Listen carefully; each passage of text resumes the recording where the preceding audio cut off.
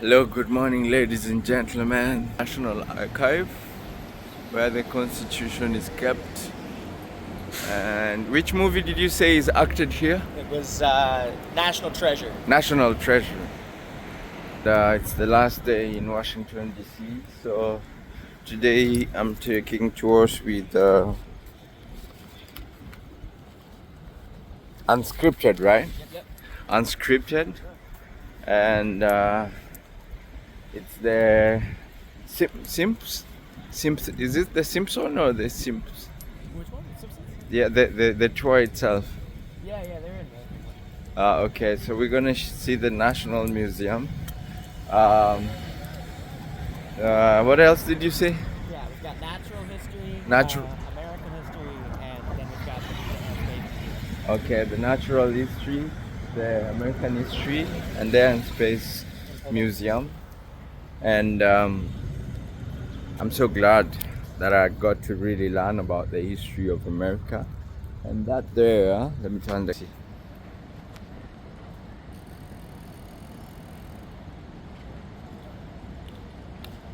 to really experience here in America and to learn about America. I'm so fortunate. So my name is Victor. This is Victor's with Victor my platform.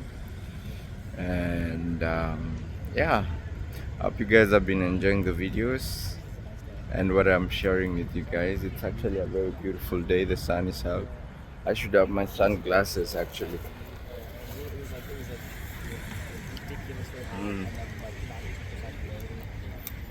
And then, But it's been very interesting. Fun facts about DC. So there's government shutdown going on right now, and DC has the most amount of immigrants here. And I'm so fortunate to be here. This land, the history. Fun facts about it: this is a historical city, and they just got the rights to. So DC got the right to vote right now, right? like in a presidential election? Yes. Yeah. Yeah, in the presidential. But what about the other elections? DC does not. We have a congressional representative. Right. She doesn't really have any voting power. Ah, okay. So not really in Congress, but in the presidency, yeah. Right. We have our own city council, mayor. Which is quite interesting. Very Basically, interesting. the city of DC is a state-ish. Ish. Don't really have a whole lot of states' rights. Right. The Natural Gallery of Arts Garden that we're passing by. And like I said, guys, Constitution is kept. And this is the National Museum of History. Yes, Smithsonian. The Smithsonian. Smithsonian is what we're going. I might not be allowed to record inside. Share with you guys my experiences after. And if you know anything about the Smithsonian, let us know in the comment section as well. He is a 13-foot tall African bull elephant. He's a little smaller than a lot of the African elephants you'll see out in the wild today. He stands at 13 and a half foot tall. And a lot of our African elephants now are growing to be about 10 and a half, 11 feet in size, so he is unusually large. He was shot by a trophy hunter in 1955 and then came to live here at the Smithsonian in 1959, back when big game hunting was acceptable, right? His carcass is real. Those tusks are made out of fiberglass. Those are fake. We're assuming, the trophy hunter probably kept those for their work, right? But his carcass weighs several tons. And this is a picture of Henry with his taxidermist and tanner named Sinclair Clark from when he was very first displayed here. Sinclair Clark was considered really the premier tanner of his day. He's also an African American man, and he was the first Black American to be admitted into the Taxidermy Hall of Fame. Which, who knew there was a taxidermy hall? I love dinosaurs. I don't know why y'all don't love dinosaurs as much as I do, but that's okay. We'll do a quick stroll through dinosaurs.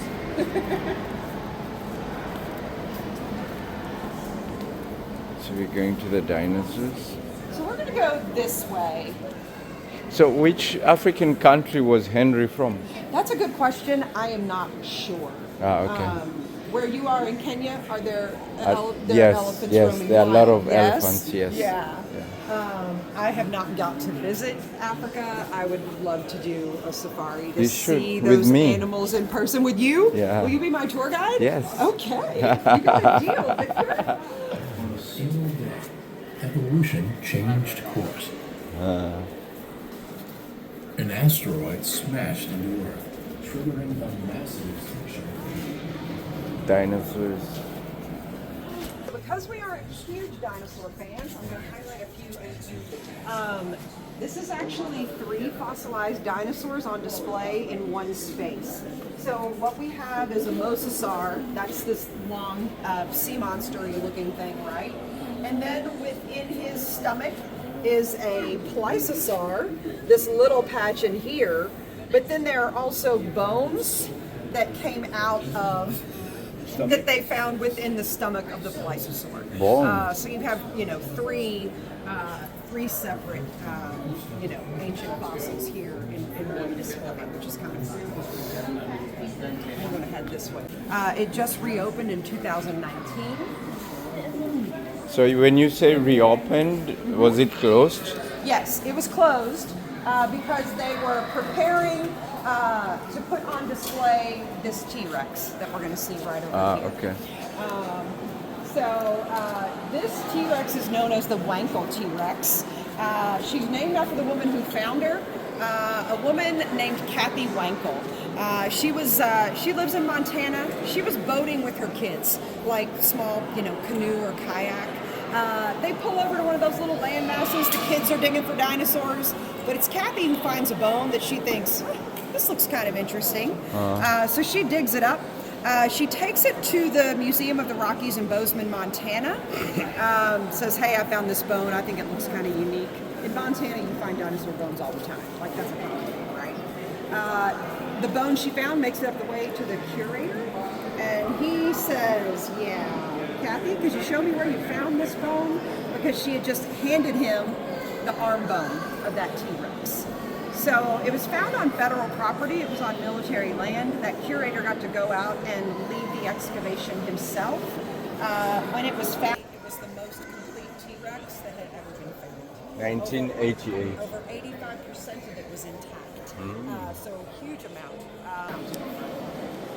It was found on federal military land. It got to come to the Smithsonian. Until 1988, the Smithsonian Museum didn't have a T-Rex, which is kind of embarrassing. Like, you're the National History Museum and you don't have a T-Rex. Like, everybody in the country's got a T-Rex, right? Don't know that the one from the 50s and they So from Charles Darwin, say from so simple, beginning endless forms, most beautiful and most wonderful have been and are being evolved. Cretaceous period, and T-Rex was the biggest, dinosaur at that time. She's absolutely the main predator. But the largest dinosaurs actually lived in that Jurassic era, and that's when you see those massive, mostly vegetarian dinosaurs like that Diplodocus right over there. Diplodocus is a great example of kind of modern technology in museum spaces at work. That neck and that skull are completely fabricated, but the lower body and its legs, those are almost all real fossil. We used to have a hard time replicating missing bones, but with today's technology, you can put in the bones that you have, the species that you have, into a computer program, and then the missing pieces can be printed out on a 3D printer. So now you get these really wonderful, accurate, depictions of what these animals probably looked like. So, all right, let's head over.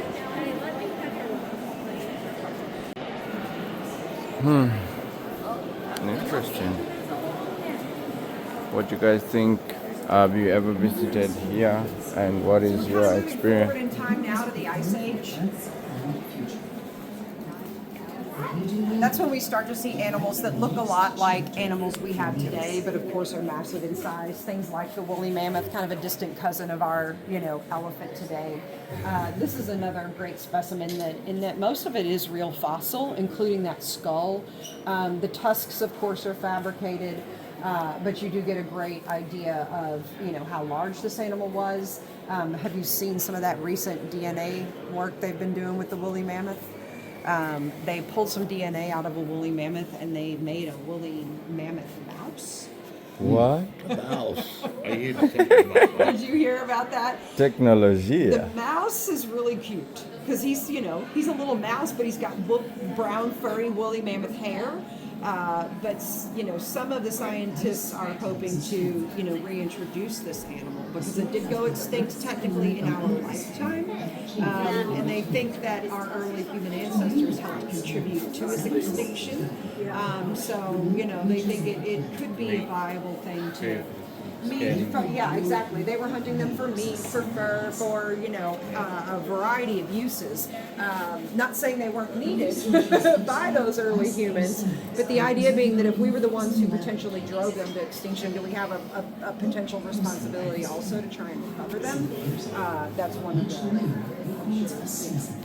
ethical questions that those scientists will face. But interesting to watch what happens. So this is an ancestor of an armadillo. If you ever travel, if you've traveled down in the American Southwest, Texas. I hear these guys are migrating up as far north as Kansas now. People who live in that area of the country, they hate running over even our small modern day ones. They'll really damage your car. So I'm always like, imagine coming across one this size. You didn't have a chance. We have armadillos in Beaufort. Small Oh yeah? Small ones in South Carolina. In South Carolina, do you? Yeah. So keeping with our Ice Age theme, this is a saber-toothed tiger. Just in terms of size, because these are hard to imagine without, muscle and hair on them, right? This is our modern day African lion. This is a big cat. That's an American lion, which is now extinct. And then there's that saber-toothed tiger. So again, quite a bit larger compared to our modern day critters. Also extinct, right? I'm sorry? It's extinct. The American lion, yes, and the saber-toothed tiger. Yeah, absolutely. All we have left from this big cat family is this That's African also lion. in Africa. Yeah, He yeah. pushes it in zoos. Yeah, but these are still, if you're close to one, which, you're not super close in the zoo, but you can still tell, those are big cats. So yeah, these were Staring at it. much larger. This is a giant ground sloth. So if you think about our little tiny sloths that you see now in Costa Rica and other jungle areas, this was its predecessor. This was found in what's today modern day Panama. And again, these were huge animals because they were covered in layers of muscle, fat, and fur.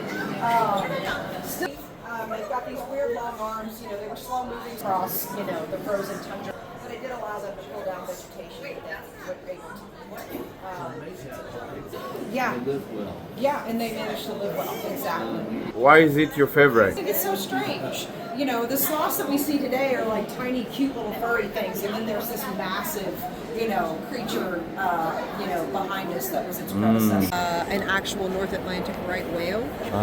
Researchers out of Boston had been following her since the 1980s when she was born. They'd also been tracking and following her mom. So they know a lot about this whale's family. Who named her Phoenix? The researchers, that's a great question. The researchers nicknamed her Phoenix because of an accident that she was involved in.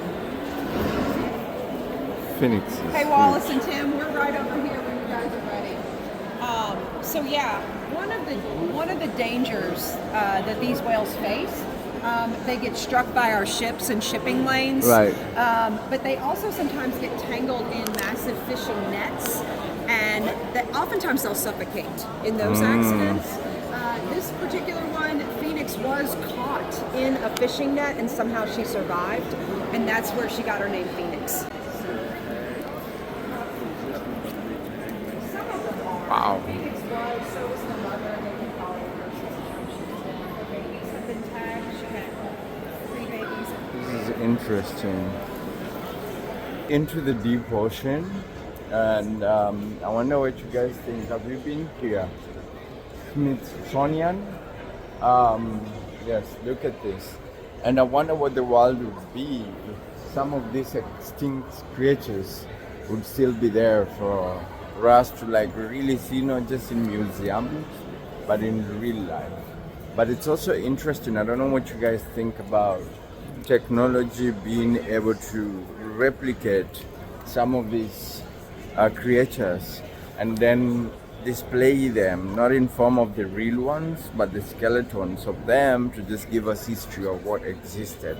Let me know what you guys think in the comment section. This was a fossil that was found in North Carolina of the megalodon shark. The fossil's real. The way its mouth is opened is not. It's purposely positioned with its mouth open wider because so many people want their picture taken inside the mouth of a man-eating shark. Go figure, right? So we're going to move this way next, and then we'll take the elevator upstairs. Ooh, Vidette, look at this.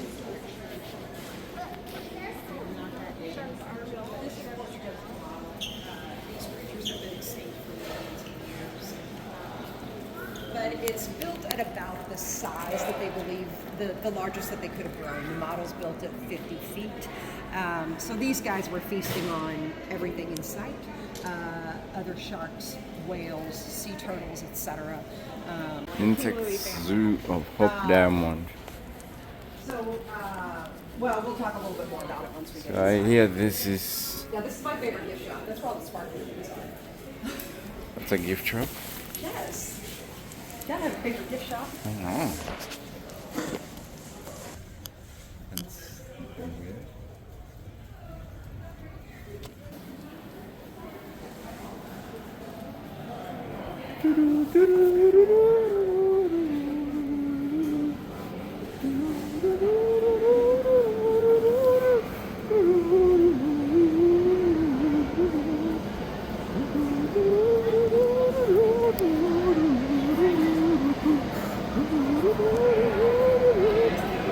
That's an African elephant. Run out of battery, Victor.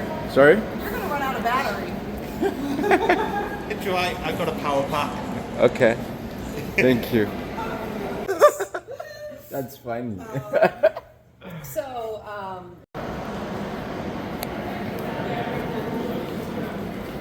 Harry Washington Dollar.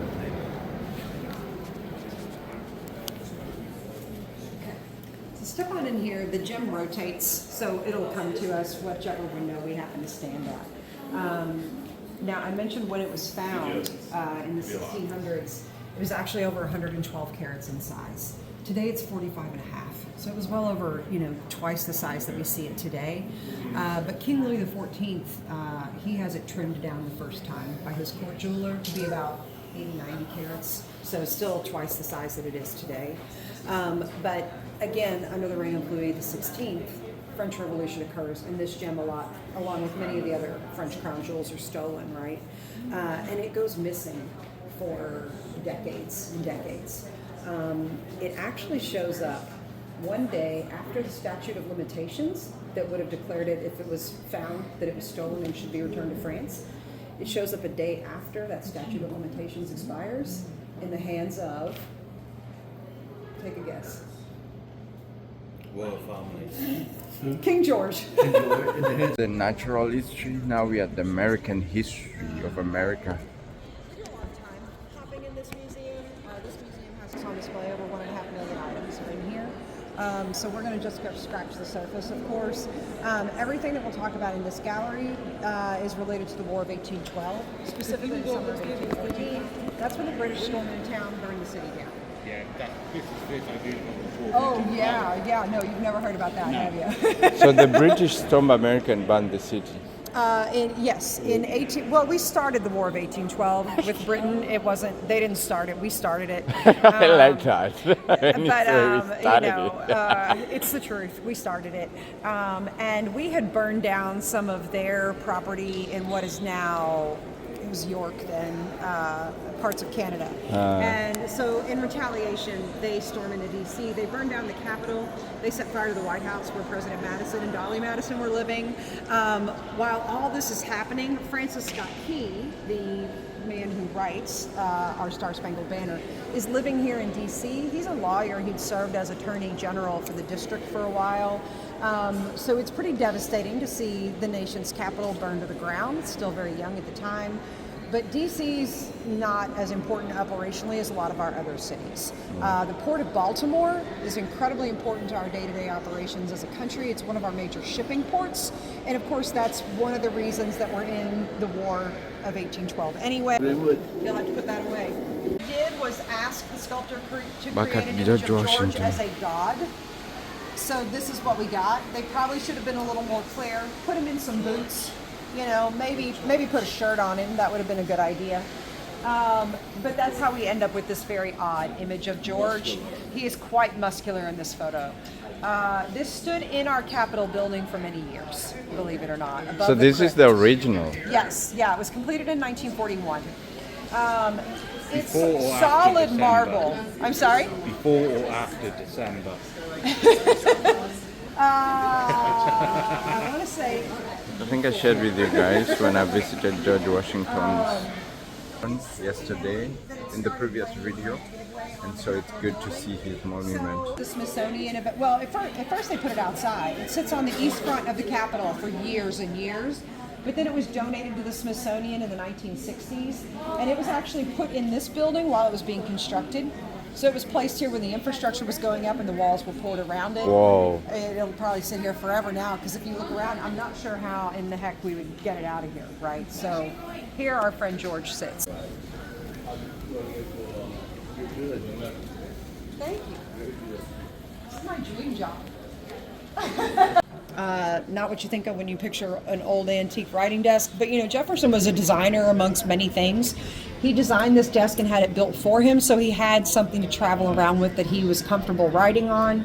You can see in the photos how it folds out, and he's got a little inkwell up there on the right. I think it was like our first laptop. Jefferson was ahead of his time in a lot of ways. Luckily, late in his life, he had the sense to tell a family member, if you start selling my possessions later, hang on to this one. This will be valuable to the American people someday. This is the desk that I drafted the Declaration of Independence on. Why is Red Bull in this museum? Because they're the ones who I'm assuming somehow paid for the car or the Volkswagen. yeah. There's all sorts of. If you look, there's lots of sponsors on this car. Sponsored car. Yeah, they sponsored. I the should car. volunteer, Exactly. not this. We don't want Yeah, to see. welcome to America. Viewers. But the museums are run by donations, right? I think some of the donors should just say, okay, if I was a donor, I would say, well, here. Yeah, I mean, you'll notice a lot of names in different spaces, and Right. those are all big donors. This, like, the gunboat Philadelphia is part of our original Navy, our first Navy. This was built and then sunk in 1776. So sunk by the British during a battle in Lake Champlain, and that's where the ship sat for many, many years, and then it was pulled up to the surface by a private owner, and it was on display in various spaces that he was working in. And then in the 1960s, he donated it to the Smithsonian. So this is another one of those instances of a very large artifact being placed here in the museum before the building itself was constructed. So you can see they moved it in by crane and then again finished the wall around it.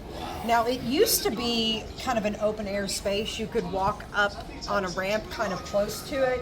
They took it off display about 6 or 8 months ago, and then rebuilt this section for it because it needed a lot of work. So now we can see, during the week, you can see the conservationists working on it, all the components of it. So if you step over this way, first of all, where that little hook is coming out of the side of the ship, that's where the cannonball hit it and took it out.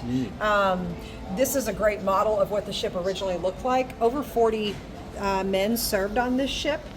So as large as it is, if you can imagine, it had to be a tight fit also. Oh, man, that is very tough. Yeah, it would have been tight. She's 84, and my dad did genealogy for the family. So how much of the Lincoln story do you all That would be know? very uncomfortable to have to wear. I'm sorry? This kind of hats would be very uncomfortable to wear.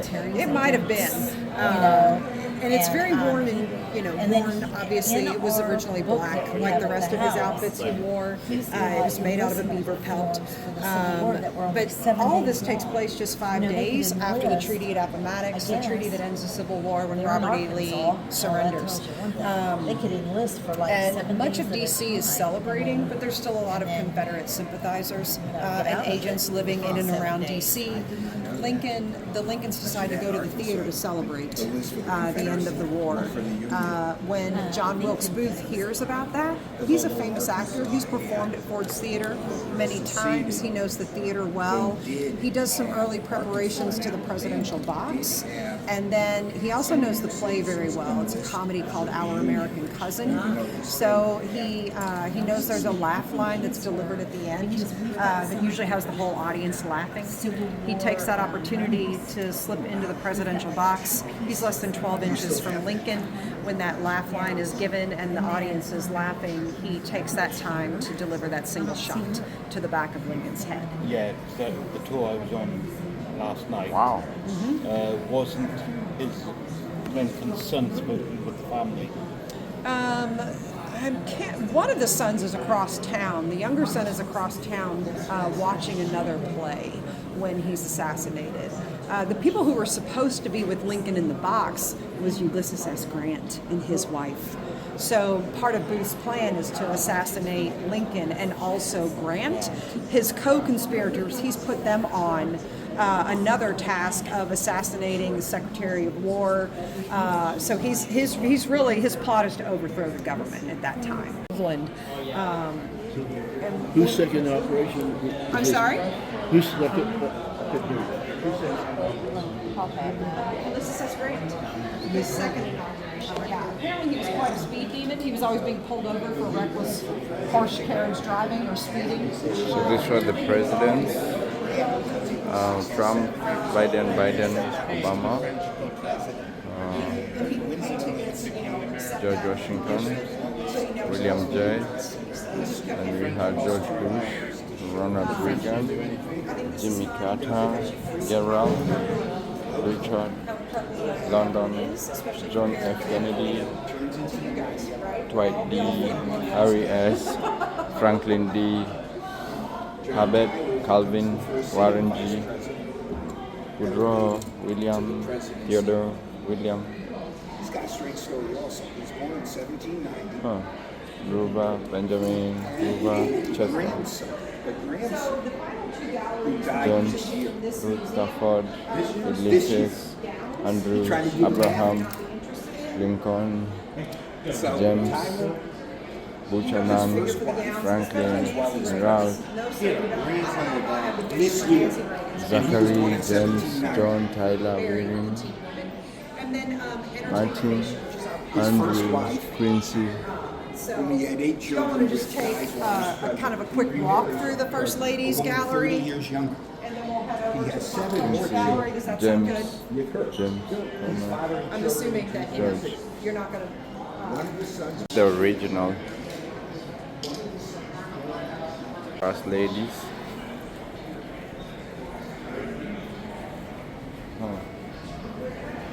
Interesting. The clothes that they wore. Purse strings. So not everyone is approved for an entire budget to buy an entire new set of china. Now, in this day and age, the red trimmed one was the Reagan china, and Nancy took inspiration from the Wilson family china when she had that made. So these are the originals, These right? are their original gowns that they wore at their husband's inaugural balls. That's correct. Michelle Except- Obama's. Yeah. Melania Trump. Independence, our original hero document at the White House at the time, she saved that document from the fire. Dolly. Dolly, yeah.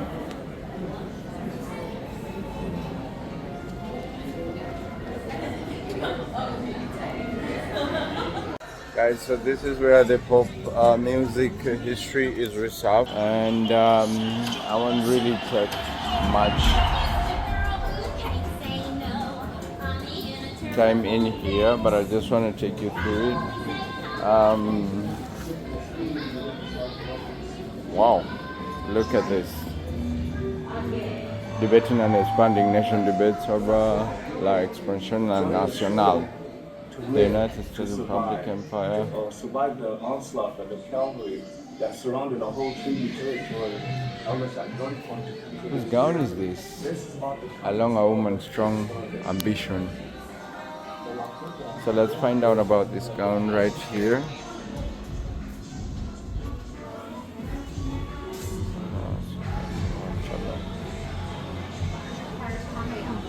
Interesting. What's so funny?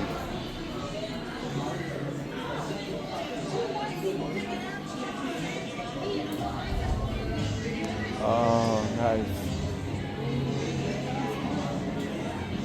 So here Muhammad Ali's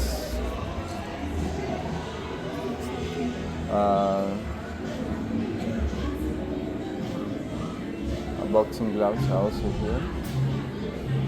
So let's find out. Joe Louis boxing gloves, and then these are some of the great people in America.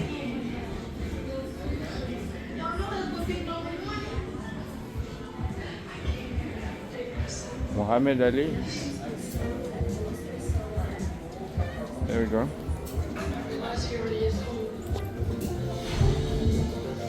This is Muhammad Ali. Wow. Oh, here it is.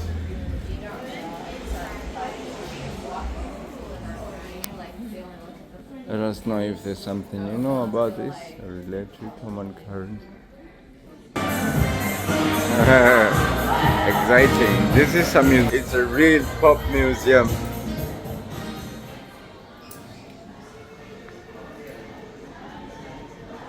Wow, look at this.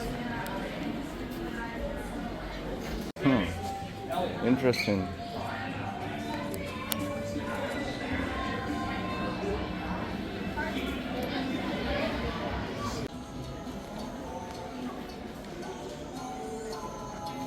Look at this, guys. Shile Basha. This is what I'm talking. Look at this. This is the finest art. I could easily waste money off if I was a billionaire or if I won a lottery.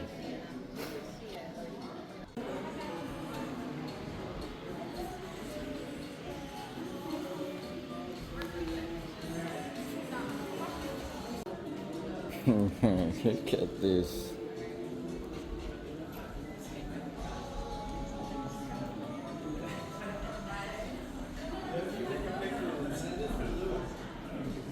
Let me zoom inside so you can see.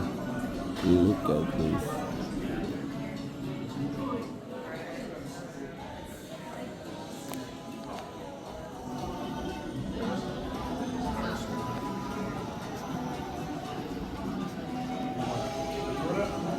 And look at this.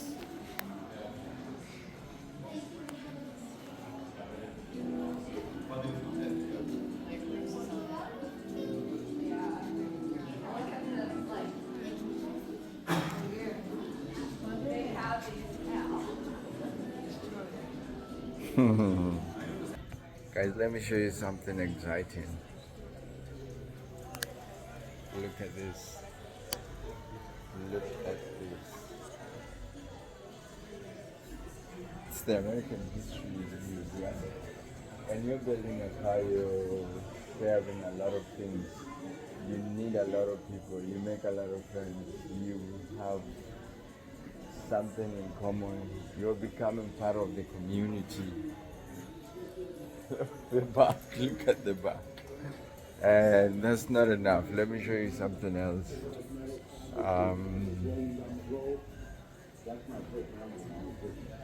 This is a piece of fine arts. You see this? Still in the American History Museum.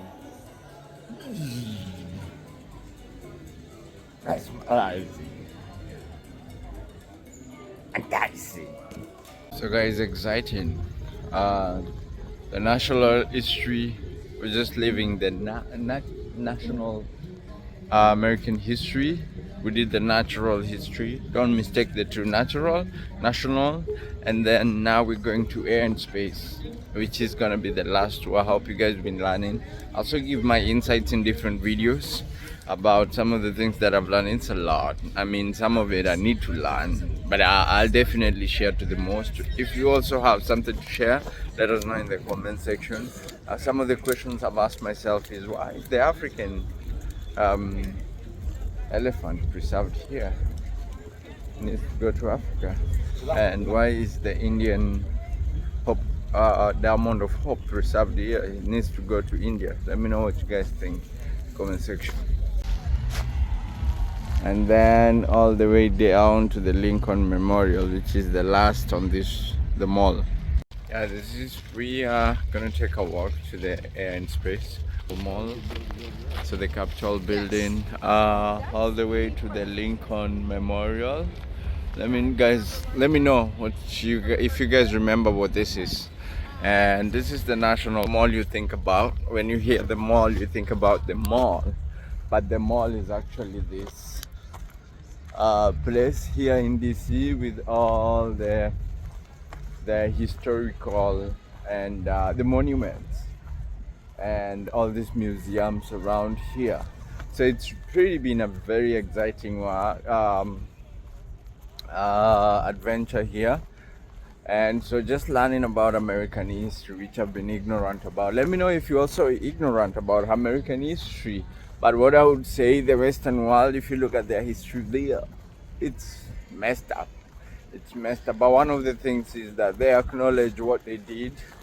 Yesterday I was at George Washington's, the first president's mansion. I think you guys watched my previous video. And I must say, it's bad. But hearing some of like I said, we are here to highlight, not to judge. Hearing some of the things that he acknowledged towards the end before his death, it's like this guy is forgiven for whatever he did. I don't know if he is, I don't know who is it that forgives, but he's probably forgiven. And just learning the history of America has taught me a lot more. So let us know in the comment section what you have learned or what you know about the American history that we're missing. I'm a student and sharing helps me really learn in the comment section, and in everything that you guys are sharing on the comment section, quite pretty exciting. Last year I was in Europe, I shared a lot, but maybe this time when I go back to Europe, I think it's going to be more about the history and just learning everything.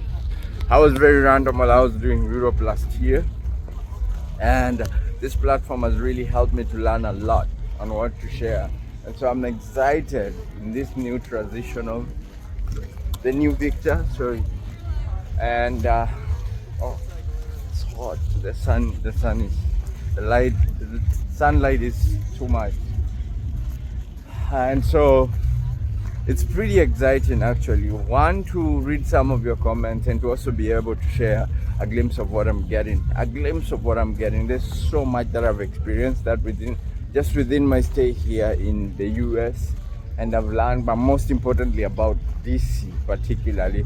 So I live here, I'll head to South Carolina, and I hope I'll be able to share a little bit more when I'm in South Carolina. Let me know what you guys want to learn.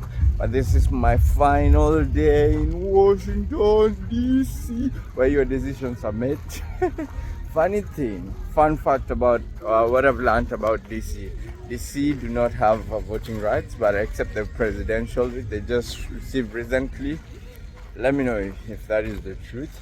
But it's quite interesting to be having all these things here, and not have voting rights.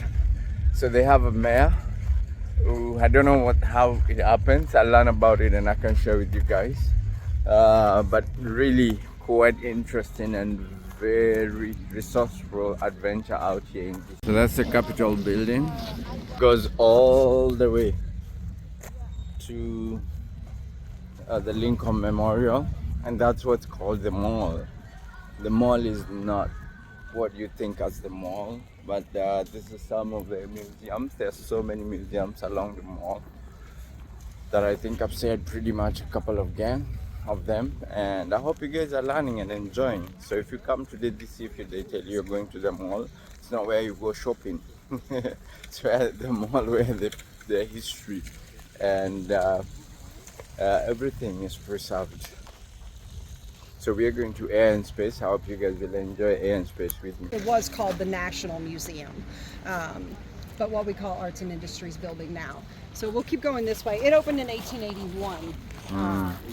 This is Air and Space, guys. Started with the natural history, national, and now we are at the Air and Space. This building just reopened 5 new galleries. So you guys are, it reopened last month. So Last month. yeah. So it's fresh and new, right? Yeah, entirely new. There were 5 new galleries that were open last month. So this is almost like a highlight of its own, between obviously, including both Air and Space, and we'll talk about both. But something I want to point out just while we're standing down here, this orange plane above us, I don't know if anybody recognizes that, that was flown by Jaeger in 1947 when he broke the sound barrier. It's an original. Yes, it's an original, absolutely. And on the nose there, you'll see the name Glamorous Glennis. Yes. He nicknamed all of his planes after his wife Glennis. So that's the Glennis. Wife's name Glennis. But we'll talk more about that plane upstairs. I was asking about afternoon plans because I'm probably going to run about 10 or 15 minutes past 1, if that's okay. I'm going to run a little Yes. over. Since these galleries have reopened, I have a real hard time getting in and out of here on time because there's so much cool stuff to see. Right. So, You're fine. all right, let's start over here then. We wanted to. And we'll see a variety of space capsules today, but these are both pretty cool. So this is the Mercury Friendship. This is the capsule that John Glenn rode in when he became the first astronaut to circle the Earth. You can see how incredibly small it was. Yeah. There was a height limit for our astronauts because otherwise they would not fit in the equipment. All these astronauts joked that you didn't get into the Mercury, you put it on. That's how tight that ride is. As we go upstairs and talk more about space travel and innovation, we'll really get a glimpse of how important this mission was, because our early space trips, when we first launched Alan Shepard to become the first American astronaut into orbit, that's like a 35-40 minute trip. It's very short. It's up and down. That's right. But you know, we're progressing towards that ability to go to the moon, right? And we know that's going to take several days. So to be in orbit for like 5+ hours, that was a big deal. You know, when John Glenn did this. So. It landed in the ocean. Interesting. Yeah, they all land in the ocean if they're lucky. They don't all make it back, right? But if they're lucky, they land in the ocean. Right. Don't do the joke, don't do the joke, don't do the joke. They don't blow up in the process. So after that Mercury mission comes the Gemini mission. This is our second iteration of space travel. Partly called Gemini because now we can fit 2 people inside. Still not very comfortable, I wouldn't imagine. Gemini 4 is significant because Ed White, the astronaut, this is where we see the first spacewalk. This is the first time an astronaut leaves the capsule and walks in space. What I love about that story, again, this is early space travel, so there's a limited amount of oxygen that's portable that you're carrying in a spacesuit, right? And they were like, okay, Ed, you need to come back in. Ed, you have to come back in. You are going to run out of air. So eventually he does return. I'm coming back in, and it's the saddest day of my life. If you can imagine being the very first person to walk in outer space and see, Get excited. get that view. Yeah, it's incredible, right? I was thinking too long on this rock. Yeah. Is that a reproduction or was it actually made for missions? This was not used in missions. It is a real lunar landing module, but it was used for training. Yeah, it was used for training exercises, so it was never landed on the moon, No, right? it's the one they... It's one that they train for missions in. Yeah, exactly. The great thing about having it here, though, even though it was only a model, when we get upstairs and we talk about Apollo 11 and that very first lunar landing, this is the model that you know the Eagle was based off of. So it's the same model. So in that way, it's great to be able to actually look at it. A lot of people laugh. They said it looks like a sixth grader science project, right? You got some metal here and some foil. Yeah, and what usually the whole place. Yeah, you're gonna love that. It's the real X-Wing Starfighter from the most recent trilogy. Yes. Skywalker side. So the Wright brothers didn't wake up one day and just decide to fly, right? But they were great entrepreneurs and builders and innovators. They were running a really successful printing press operation in Ohio. When people started bringing their broken down, battered bikes to the brothers and asking them to repair them, and the Wright brothers said, we should just build a better bike, right? Which is kind of how their brain works throughout their career. So they established the Wright Cycle Company. This is one of their 4 remaining original bikes that the Wright brothers built. Late 1890s, this would have sold for about $40. So the brothers were good businessmen too. They were turning a profit here. Nice. But what are their bikes? Lightweight wood that's carved for these wheels, and of course this chain link propulsion system that moves that bike forward.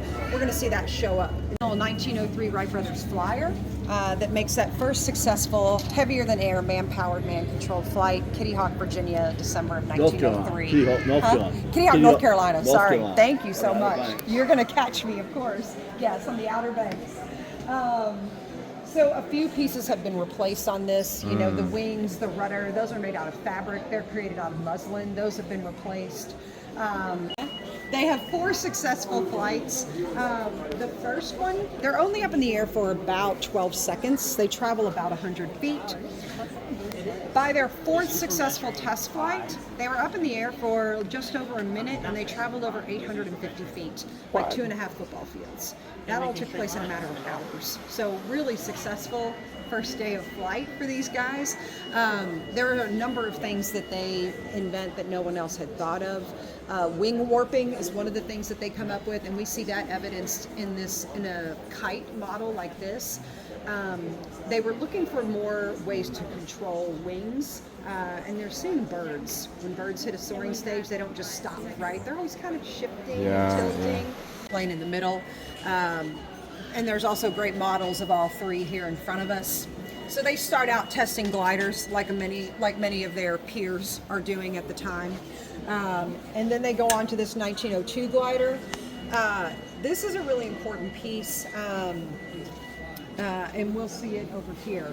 But one of their other major inventions that you can see on this and on the 1903 is that piece up front. The elevator does just what it sounds. It goes up and down. The pilot controls it with that lever in his hand. That's what controls the pitch of the airplane.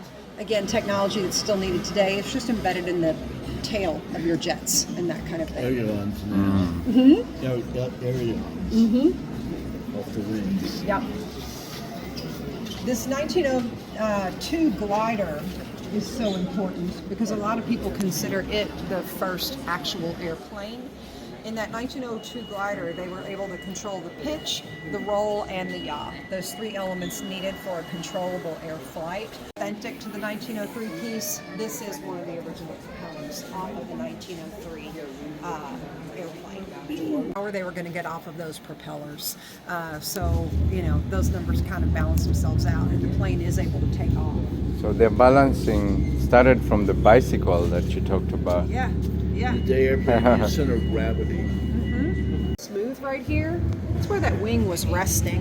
Oh, really? Yeah. And then if you look closely, you can see the little footsteps running all the way along to there as he was running alongside that piece before takeoff. So this was this first successful flight. First successful flight, 1903. And this was planned. They knew if they didn't get a photo of it, photographic evidence, that people weren't going to believe them, right? Oh yeah, sure you flew in a plane, right? So they had a friend along with a picture. You know, it's not like an everyday thing for everybody. So he didn't know what he was doing. You also get one shot at it, right? It's a slide style camera. Wilbur wins the toss. He's in the airplane first. Orville sets his friend John up, tells him where to stand, how to take the photo, you know, and is hoping that he catches it. And then he goes over again to run along and be there as the plane takes off. John Daniels, just the reason they chose Kitty Hawk and the Outer Banks releases all those great gusty winds. But it was so windy, someone needed to hang on to that crack the whole time, to keep it from, lifting off and breaking away, right? So after that first successful test flight, John Daniels is the one hanging on to the plane, the man who'd taken the photo, when unfortunately a huge gust of wind comes along, picks up the plane, crashes it in the sand. The Wright brothers weren't in the plane, they weren't injured, John Daniels wasn't injured, and he gets a heck of a story to tell later. He's heard telling people, not only did I take the first picture of the first airplane flight, I was involved in the first airplane crash. That's right. Wow. So moral of the lesson, always take pictures. Always take pictures. Exactly. That we're talking about leading into World War I.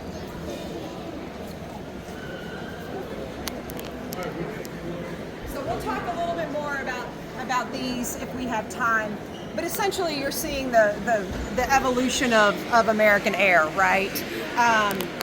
But how do we get from that minute off the ground, 850 feet to something like this kind of this massive Gigantic. jet? It starts, of course, with the U.S. They're the ones who are willing to pay for all this stuff. They've been using hot air balloons to try and spy on people. Not so effective. So they start dumping all sorts of money into airline aviation. Early flight to see the first airplane, the first successful airplane that was used in a military capacity. Well, not in a military capacity, but the first military flight, basically. So 1908. We were testing a bunch of these stations. What the military is asking for is a plane that will stay in the air for at least an hour.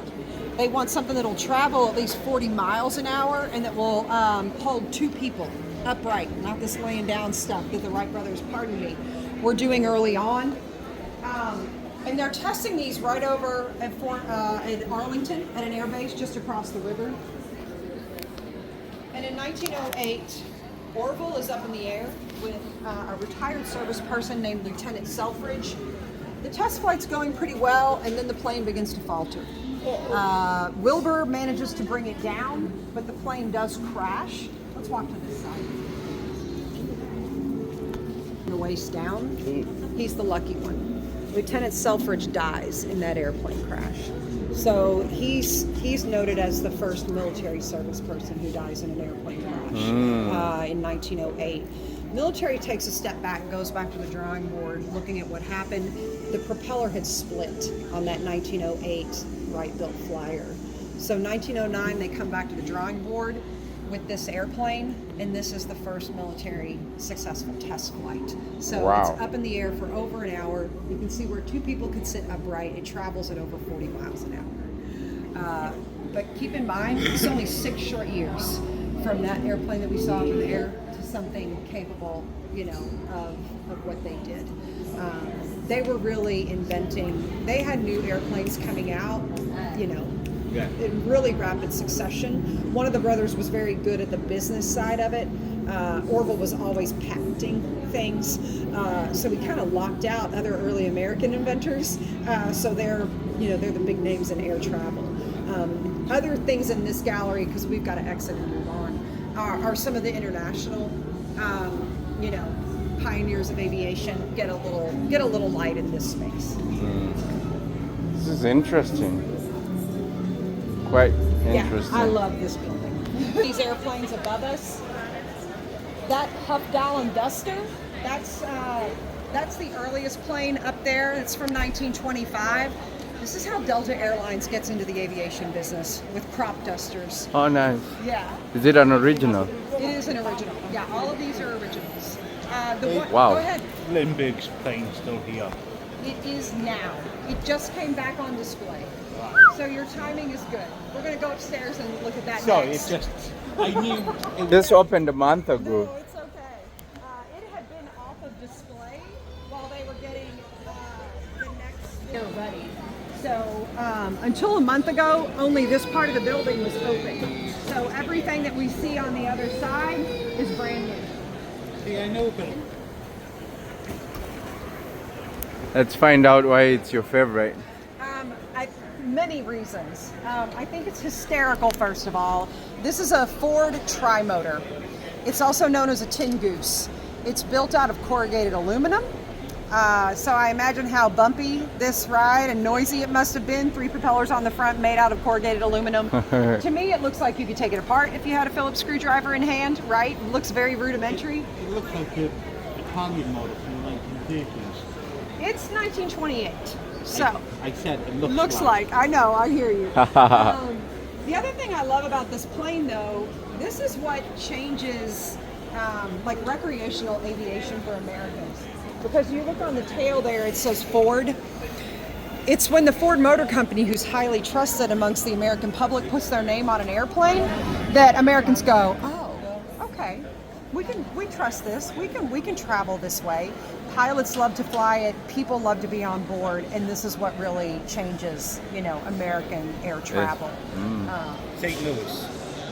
The spirit of Louis. St. Louis. So there's your Lindbergh plane. Yeah. Spirit of St. Louis, 1927. I believe that's right. 1927. It's the first plane to make that transatlantic flight. Lindbergh flies from New York to Europe. It's unheard of. He becomes, a real superstar here. He travels around the country with the plane. He also flies to a bunch of South American countries, and that's the different flags that you see represented on the cockpit there. What I found crazy about this plane, if you look at it, he can't see out the front. So he has side windows, and he used a periscope to look out, which sounds terrifying to me, flying over the Atlantic Ocean, right? He was an innovator. He was an innovator. He kept saying, keep the weights on and add more fuel. Yep, exactly. No one else did that. And that becomes a huge component, really, throughout our aviation history of how do we get the things we want done with the amount of fuel and that balance of weight, right? You'll also see a Capitol Dome there on that cockpit. This plane took its very last flight in 1928 when Lindbergh himself flew it from St. Louis here to DC and donated it to the Smithsonian. He flew himself here. Yes, it did. And it's been ours ever since. What's the name of the woman who flew and disappeared? Earhart. Right here. Amelia Earhart. Amelia Earhart. So this is her Lockheed Vega. She called this her little red bus. This is the plane that she flew when she became the first woman to complete that transatlantic flight. She did the same thing. She followed in Lindbergh's footsteps, came home, also flew this little plane around South America. And then, of course, 1937, she sets out to become the first woman to fly around the world when her plane disappears. She was never found. The plane was never found. There was an article last week or 2 weeks ago where they think now they may have found that plane that disappeared. I'm waiting to see. I feel like every few years. Did it say where? And I don't remember. and when was this? 1937, she disappeared. They were coming close to an island. They were landing to refuel. And here's that fuel problem again. They were coming in to refuel, and they think they ran out of fuel before they got to the land, and they sank in the Loads of ocean. conspiracy theories about it. Oh yeah, absolutely. There you go. So this Bell X-10, the orange one that we were looking at downstairs, flown by Jaeger. Where was I? 3742, I believe is right. The crazy thing about this plane, again, it's not going to be able to, but that's an interesting YouTube video for sure. I look at this as like almost the bridge between like aviation and space travel. This is the fastest. This is the fastest airplane that's ever been manned by a human. So yes, it's like I'm telling you, it's like the link, but it's not missing. This plane could travel. It regularly traveled over 3,800 miles an hour. This one in particular hit a top speed of over 4,200 miles per hour. It'd be like getting in a plane in New York and landing in Hawaii in an hour. Neil Armstrong himself flew this plane. It could go 5 Mach, 5 times the speed of sound. So at one point, NASA 5 times the speed of sound. Right? At one point, NASA considered creating our space capsules in this, in this shape. Lots of study later, revealed that you know, that capsule shape that we see is the way to go. But yeah, and this is only one of like 4 of these type of jets that are still around today. So it's a pretty special piece. Pretty amazing history of air and space, American air and space history. And let me know what you guys think on the comment section. About how many like replicas and things like that you get. And of course the Smithsonian already has an R2-D2 over at American History. You saw that one. And now we headed to the moon.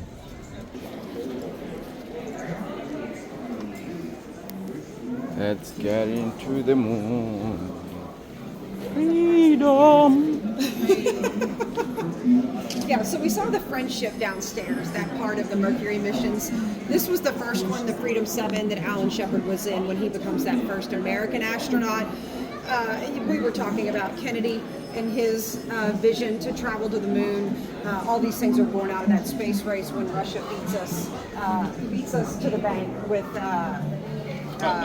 Sputnik and Gagarin.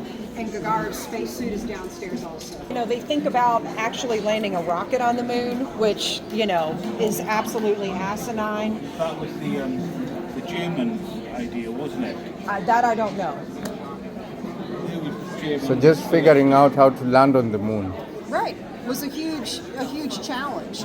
You know, they land on this idea of a command module that stays and that lunar module, like what we saw downstairs, that goes down and then rejoins. Scientific studies were run, but the most important one was, let's put 2 astronauts in this capsule and see if they'll survive for 14 days.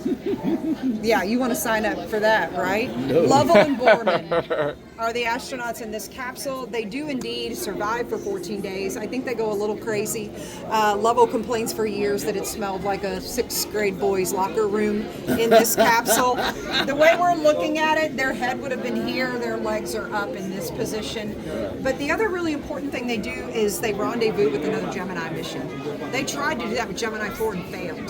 They couldn't do it. But in this particular mission, another Gemini is launched and they have communication back and forth. Again, all things that were never done. They were going to have to be able to do in order to land somebody on the moon, right? So this it's is all Gemini 7, right? This is Gemini 7. So yeah, it's all these incremental steps.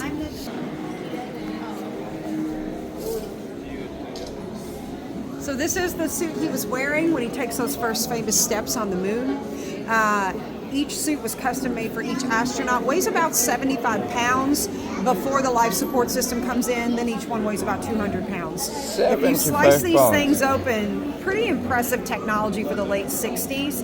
There's a serpentining plastic tubes that could be flushed with water to help regulate their temperature. These suits were designed to help them withstand temperatures anywhere between negative 250 Fahrenheit to positive 250 Fahrenheit. So they could survive on those freezing cold temps of the moon or that super high heat of re-entry, right? So again, pretty remarkable for them. They collect a bunch of moon rocks and other samples. They've got to be really mindful of the total weight of that craft to make sure they can rejoin the... So this is the command module Columbia that was part of that Apollo mission. All 3 astronauts, Neil Armstrong, Buzz Aldrin, and Michael Collins, were in this craft. And when Armstrong and Aldrin get the cool job of going down to walk around on the moon, talk to the presidents, Michael Collins is the one who's left guy in the capsule. So he's the one who's commandeering this as it circles the moon. Of course, he gets to the dark side of the moon, loses all communication, which you know is coming, but has to be kind of terrifying, right? You know, he can't talk to his astronaut comrades. He also can't hear from mission control. I always wonder what it felt like when he came back around the other side of the moon and then could talk to Neil and Buzz again. That had to be a pretty incredible moment, yeah. The landing of it was pre-programmed to land at the Sea of Tranquility, but the calculations were wrong because, you know, they were also basically doing it by hand, as slide rules and that kind of thing. So Armstrong took over manual control of the Eagle, landed it pretty much where it was supposed to go. He's a great pilot, right? But they use up an awful lot of fuel. So warning bells started going off in the Eagle. And mission control says, it's fine. You've got enough fuel, carry on. In my brain, I would have been like, really? because you know they want these photos. I would have been a little nervous there. But they do carry on with the mission, and of course they return home safely. Also keeping in mind Michael Collins, who's back here in this capsule, he's been told if these men don't make it back, he has to leave them there. These are all lifelong military men.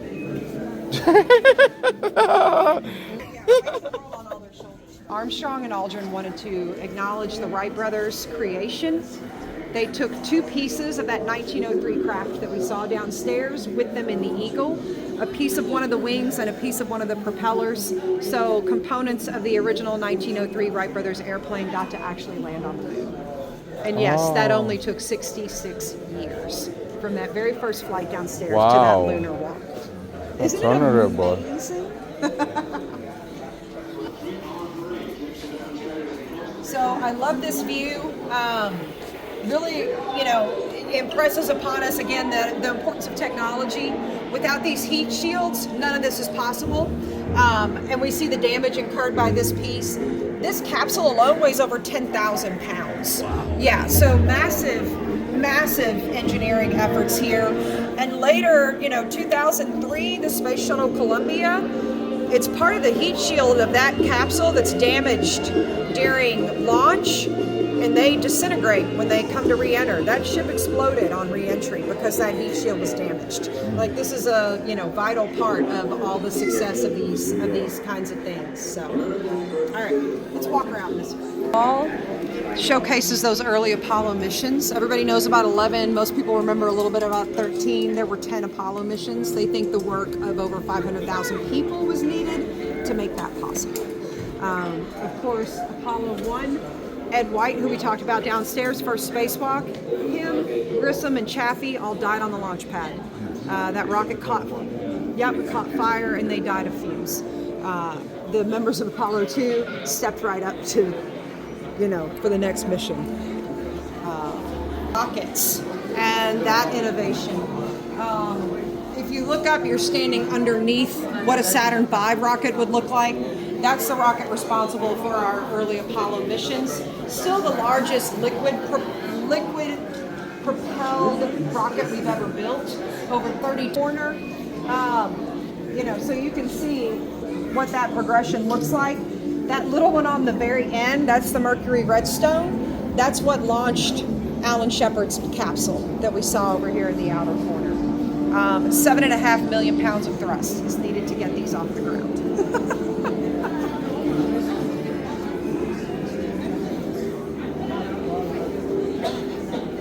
So as we exit, we get to see some pieces of an F1 engine pieces from a Saturn rocket.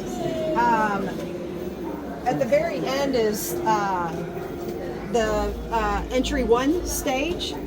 So, you know, when you see that controlled explosion on the launch pad, when this hits peak, it's burning half as hot as the sun, starts to melt, it's disengaged, stage 2 takes over, etc., until we reach orbit. All these pieces were laying on the bottom of the ocean, like that photo shows you behind it, until Jeff Bezos thought this would be a cool thing to bring up from the bottom of the ocean and donate to the Smithsonian so we can all take a look at what, you know, these pieces look like post-launch. So Jeff Bezos is the one who donated it. Jeff Bezos donated it, yeah. Ah. He's done something. Up here shortly. This is all post-Apollo 11, of course, with some, you know, rovers. Yeah, those are some good wheels, exactly. But let me tell you a little bit more about some of the other things here in this space too. So I'm going to step this way. So what's your husband studying? What is he? Is there anything else down this hallway? You guys are enjoying? So I mentioned World War I exhibit, and the Futures exhibit is downstairs underneath World War I. The other gallery up here that I think we're seeing is Nation of Speed. Again, that's kind of our in-between of, you know, air travel and space travel. John Stapp's rocket sled is in there. It's basically a metal contraption he sat in and went 630 some odd miles an hour out in the desert. He was trying to break the speed of sound on land. Evel Knievel's motorcycle, Mario Andretti's race car, those kinds of elements are in that space, okay? You and I are going to talk about a potential other tour this afternoon. Are there other questions?